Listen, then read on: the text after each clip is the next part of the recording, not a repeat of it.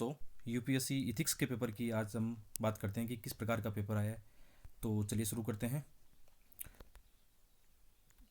तो इसमें पहला क्वेश्चन है, व्यापक राष्ट्रीय शक्ति के तीन मुख्य घटकों जैसे मानवीय पूंजी, मृदु शक्ति और नीतियाँ एवं सामाजिक सद्भाव की अभिवृद्धि में नीतिशास्त्र और मूल्य की क्या भूमिका है।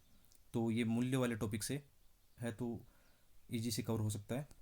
शिक्षा एक निषेधाज्ञा नहीं है, यह व्यक्ति के समग्र विकास और सामाजिक बदलाव के लिए एक प्रभावी और व्यापक साधन है। उपरोक्त कथन के आलोक में नई शिक्षा नीति 2020 का परीक्षण कीजिए। देखो, करंट अफेयर में था और तो इसको इथिक्स के पेपर में भी रिलेट कर दिया गया है।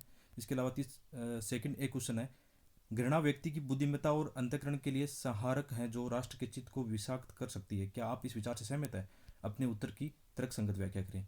देखो, ये क्वेश्चन देखने में टफ लगते हैं, लेकिन इथिक्स के क्वेश्चन बाद में बहुत आसान होते हैं। जब आप एक बार सिलेबस कर लेते हो तो ईजिली हो जाते हैं। संवेगात्मक बुद्धि यानी इमोशनल इंटेलिजेंस के मुख्य घटक क्या है और इनको किस प्रकार सीखा जा सकता है। तो ये तो एकदम लेक्सकिन की बुक से सीधा सीधा क्वेश्चन है। अगला थर्ड ए, बुद्ध की कौन सी शिक्षाएं आज सर्वाधिक प्रासंगिक है और क्यों, विवेचना कीजिए। तो ये इंडियन जो थिंकर है वहाँ से लिया गया है। शक्ति की इच्छा विद्यमान है, लेकिन विवेकशीलता और नैतिक कर्तव्य के सिद्धांतों से उसे सावधानी तो निर्देशित किया जा सकता है। अंतर्राष्ट्रीय संबंधों के संदर्भ में इस कथन का परीक्षण कीजिए। ये अंतर्राष्ट्रीय नैतिकता वाले टॉपिक से लिया गया है।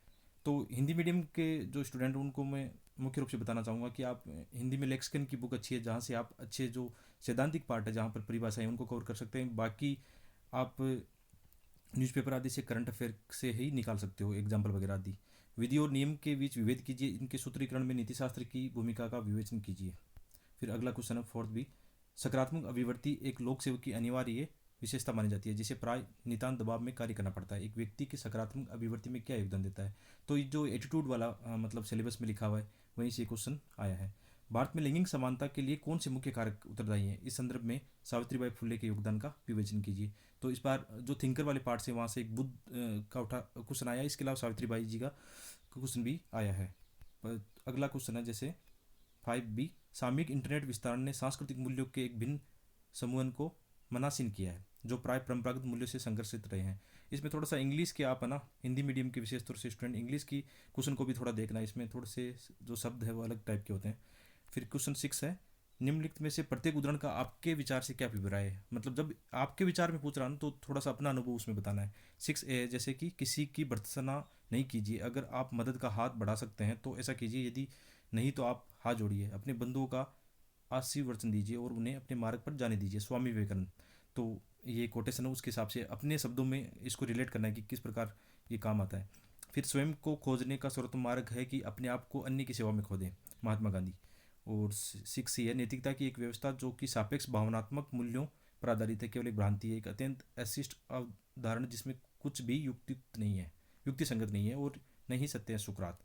तो इस प्रकार जैसे यूपीसी के इथिक्स पेपर में दो पार्ट होते हैं कि पार्ट ए में क्या होते हैं, छोटे वाले 150 वर्ड वाले क्वेश्चन होते हैं, और सेक्शन बी में केस स्टडी होती है। तो केस स्टडी आप इसमें से पढ़ना और बताना कि पेपर कैसा है। मुझे ये पेपर थोड़ा सा पिछले साल की तुलना में थोड़ा टफ लग रहा है, और पिछली बार जैसे कि मुझे भी 126 मार्क्स इथिक्स पेपर में प्राप्त हुए थे, अच्छे मार्क्स थे, लेकिन इस बार देखते हैं कि कैसी मार्किंग रहती है इसमें।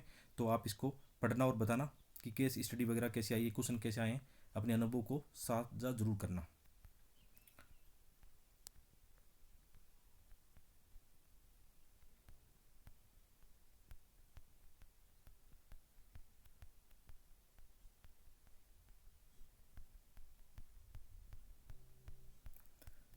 और जो रिसोर्सेज कैसे पढ़ने हैं, हिंदी मीडियम के स्टूडेंट को कौन से इथिक्स के रिसोर्सेज पढ़ने चाहिए, मेरे चैनल पर जाना, वहाँ मतलब प्लेलिस्ट में देखना मैंने इथिक्स के रिसोर्सेज को लेकर या इथिक्स के पेपर को लेकर क्या रणनीति होनी चाहिए, एक वीडियो पहले से ही बना रखा है, तो आप उनको जरूर देखना। क्योंकि इथिक्स में मेरे दो बार, एक बार 105 मार्क्स आए 2016 में, और 2019 में 126 मार्क्स आए हैं। तो बहुत अच्छे मार्क्स कहे जा सकते हैं हिंदी मीडियम के हिसाब से। तो आप उनको देखना और लाभ लेना।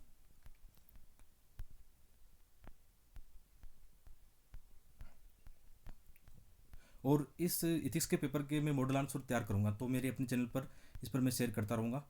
बहुत बहुत धन्यवाद। ये लेसन पसंद आए तो उनको लाइक करना, शेयर करना और चैनल सब्सक्राइब जरूर करना, क्योंकि आने वाले समय में मैं अच्छे इनके मॉडल आंसर तैयार करूँगा। और जीएस फेस्ट के मैंने मॉडल आंसर कुछ तैयार किए हैं, एक लेसन मैंने कल अपलोड किया था और एक आज अपलोड कर दूँगा। तो बहुत बहुत धन्यवाद।